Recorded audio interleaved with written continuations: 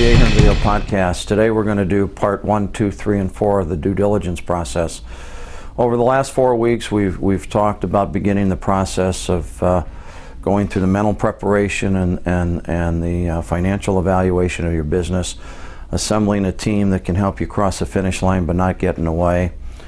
And we also talked about how you speak with buyers and what information you release and what information you don't release. But the most critical part now gets to how do you cross the finish line. And that's the most important thing. As you're going through the process, it's very important to understand that before you receive a letter of intent, you as the seller have the right to make sure that that buyer is properly qualified. You should have spoken about a range of values and a structure. And until that time, that you feel comfortable that the financial obligations are going to be able to be fulfilled by that buyer, you don't want to go through the process. Once you feel comfortable, then the first thing you're going to get is what's called a letter of intent or a letter of memorandum, and it's a non-binding contract, and you have to understand that it's a non-binding contract. But there's certain components within the letter of intent that you have to be concerned with. Many times I see sellers argue about domicile of jurisdiction. Well, if the buyer is based in Illinois or Texas or Florida or Arizona, that's where the domicile is going to be. Wherever it's not going to be the domicile in which you're operating in. I've seen many sellers get into conflict with a buyer, and the buyer understands his statutes in that particular state, so that should be a non-issue. Depending on the size of your company, there should be a standstill agreement. Once they issue a letter of intent subject to completing the due diligence, there's a time frame in there which specifies that during that time frame, you as the seller are not allowed to talk to any third party.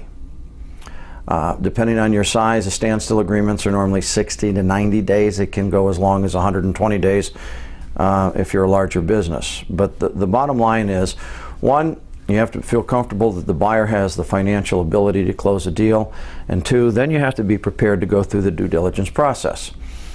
I tell people that going through the process is like going through an extremely difficult physical. It's very emotional, it's very painful. Every time you think you're going to get across the finish line, something else happens.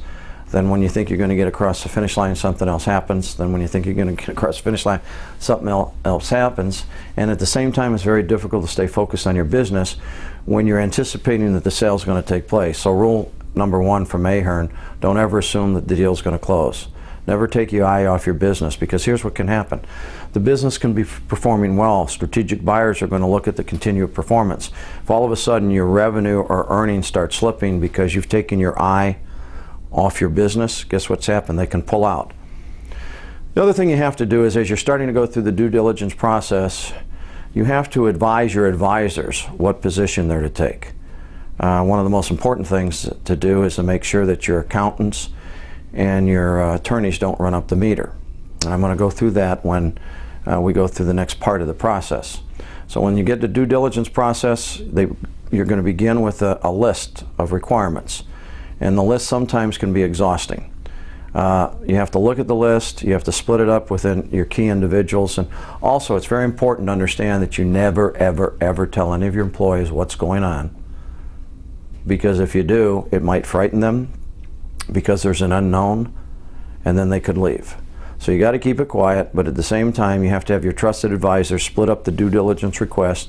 You have to set specific time frames and goals to get those due diligence requirements back to the buyer. Obviously they're going to ask for the last 3 years of financial statements, they're going to ask for an interim financial statement, they're going to ask for balance sheets. The more detail you can provide, the better off you are. Many people have reviewed statements. A lot don't even have a reviewed statement. They just have an internal P&L and a balance sheet. The more information you can provide to the buyer, the quicker that process is going to go through. If you're a trucking company, they're going to look at the values of the equipment. Tractors and trailers are going to look at the amount of debt. They're going to look at the way that you dispatch your trucks, your revenue per mile, your revenue for all miles, etc. And as we're going through this process, if you want to know what kind of operation and statistical information, you can simply write to CFN Finish Line with Andy Ahern, and we'll send you something, or you can contact my office at Ahern and Associates in Phoenix, and we'll forward you the statistical and operational data that most strategic buyers are looking for. So the first part of the process is, one, be prepared. The second part of the process is to make sure that your consultants or advisors that you use don't run up the meter. Next week I'm going to talk about exactly what you have to do to instruct your accountant, what you have to do to instruct your attorney, and how the process is to move along. It's very important that you set up a process, you set up a team, the team knows what they have to do. It's your business. Do not let your accountant or your attorney negotiate for you. Your attorney or accountant is to provide you advice, but ultimately, if you want to cross the finish line, it's your decisions and nobody else's. Until next time, thank you for attending the podcast.